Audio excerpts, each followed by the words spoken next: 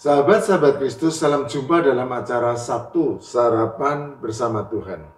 Adapun menu sarapan hari ini diambil dari Lukas pasal 2 ayat 1. Pada waktu itu Kaisar Agustus mengeluarkan suatu perintah, menyuruh mendaftarkan semua orang di seluruh dunia.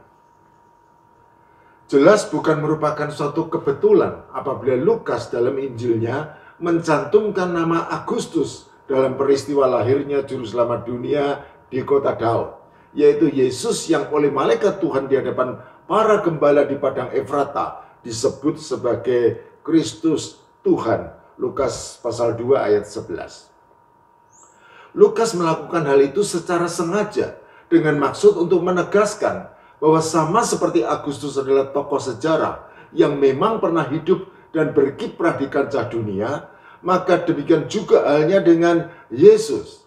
Jadi Yesus bukanlah tokoh dongeng sama seperti dewa-dewa di dalam mitologi Yunani yang sangat populer dan sudah mempengaruhi kebudayaan dunia pada waktu itu. Melainkan Yesus adalah betul-betul tokoh sejarah sama seperti Agustus. Selanjutnya, Lukas juga mencantumkan nama Agustus untuk menegaskan bahwa meskipun pada waktu itu dunia menganggap Agustus sebagai orang yang paling mulia, tetapi sejatinya Yesus jauh lebih mulia daripada Agustus. Komparasi atau perbandingan keduanya jelas menunjukkan hal itu sebagaimana kemudian ditunjukkan oleh Lukas dalam Injilnya. Kita akan mulai melihat komparasi tersebut dengan Agustus. Siapakah Agustus? Agustus adalah kaisar pertama dari bentuk pemerintahan Romawi yang beralih dari sistem republik menjadi imperium atau kekaisaran, yang pada waktu itu wilayah kekuasaannya meliputi seluruh Eropa, Afrika Utara, dan Timur Tengah. Agustus berarti yang mulia dan sejatinya merupakan gelar kehormatan yang diberikan oleh Senat Romawi pada tahun 27 sebelum Masehi kepada Gaius Octavius Turinus yang kemudian berubah menjadi Gaius Julius Caesar Octavianus sebagai pendiri kekaisaran Romawi dan sekaligus kaisar Romawi yang pertama untuk menandai transisi dari republik ke kekaisaran Romawi. Agustus lahir pada tahun 63 sebelum Masehi dan berkuasa sebagai kaisar Romawi dari tahun 27 sebelum Masehi sampai tahun 14 Masehi pada saat ia mati di usia 77 tahun. Sebagai kaisar Romawi yang sangat dimuliakan, Agustus mendapat gelar-gelar kehormatan yang nanti akan kita komparasikan dengan gelar-gelar yang melekat pada pribadi Yesus sebagaimana dicatat oleh Lukas dalam Injilnya. Pertama, Agustus disebut sebagai Divi Filius, istilah Latin yang berarti putra dewa, dan gelar kehormatan itu tercantum pada koin mata uang Romawi pada zamannya. Agustus dianggap sebagai keturunan dewa atau manusia setengah dewa yang sangat besar kekuasaannya. Dan orang-orang Romawi meyakini bahwa Agustus dikandung oleh seekor ular pada saat ibunya tertidur di kuil dewa Apollo yang merupakan keturunan dewa Zeus dan menjadi salah satu dari 12 dewa utama Yunani yang tinggal di Gunung Olympus sebagai dewa cahaya dan matahari. Di sisi lain, Lukas mencatat pernyataan malaikat Tuhan kepada Maria mengenai Yesus demikian.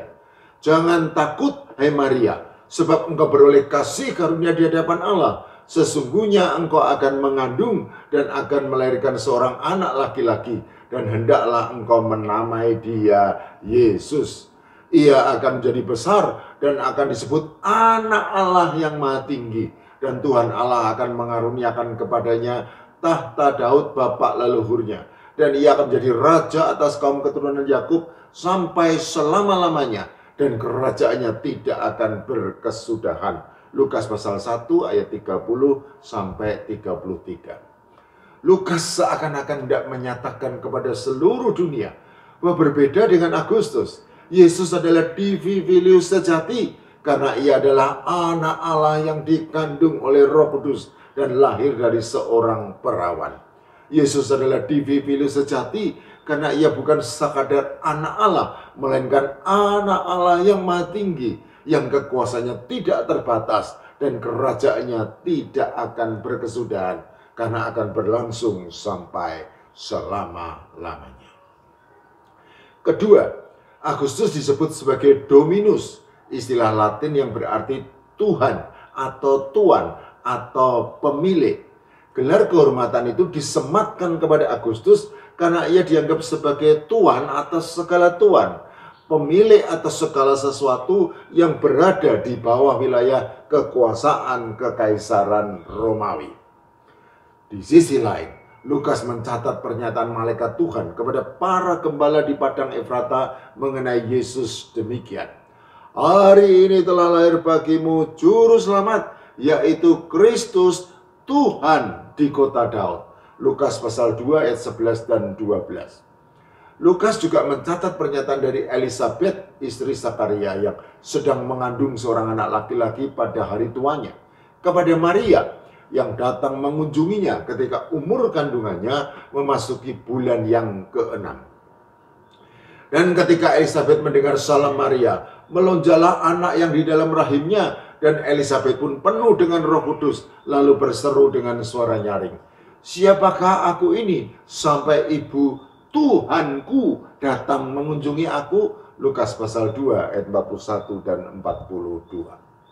Lukas seakan-akan tidak menyatakan kepada seluruh dunia bahwa berbeda dengan Agustus, Yesus adalah Dominus sejati karena pada mulanya ia bersama-sama dengan Allah dan ia adalah Allah. Segala sesuatu dijadikan oleh Dia, dan tanpa Dia tidak ada sesuatu pun yang telah jadi dari segala yang telah dijadikan.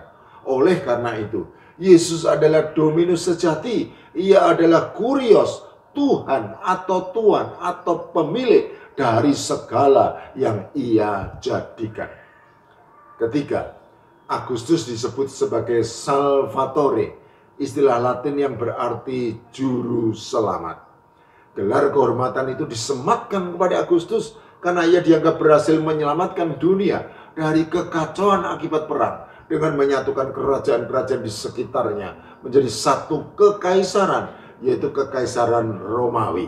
Selanjutnya, di bawah tampuk kepemimpinannya, maka dimulailah Pax Romana, istilah bahasa Latin yang merujuk kepada perdamaian dunia di bawah kekaisaran Romawi. Di sisi lain, Lukas mencatat pernyataan malaikat Tuhan kepada Maria mengenai Yesus demikian. "Jangan takut, hai Maria, sebab engkau beroleh kasih karunia di hadapan Allah.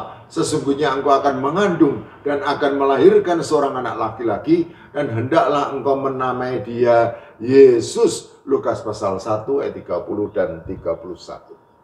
Perlu dipahami bahwa nama Yesus merupakan transliterasi dari nama Ibrani Yeshua atau Yehosua, yang berarti Yahweh adalah keselamatan.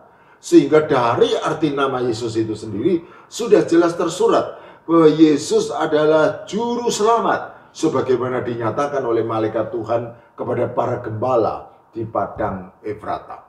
Selain itu, Yesus juga disebut Kristus, artinya yang diurapi, karena Yesus memang diurapi oleh Roh Kudus untuk menjadi juru selamat dunia. Dan ia juga disebut sebagai Raja Damai, Yesaya pasal 9 ayat 5. Karena dari surga mulia, ia datang ke dunia untuk mendatangkan damai sejahtera di bumi di antara manusia yang berkenan kepadanya. Lukas pasal 2 ayat 14. Lukas seakan-akan tidak menyatakan kepada seluruh dunia bahwa berbeda dengan Agustus, Yesus adalah Salvatore sejati. Yesus adalah juru selamat yang berkuasa mengampuni dosa dan juga berkuasa memberikan hidup kekal di surga bagi orang-orang yang percaya kepadanya. Sehingga damai sejahtera yang diberikan olehnya tidak seperti yang diberikan oleh dunia, karena ia adalah Raja Damai, dan damai sejahteranya ada di bumi dan di surga. Amin.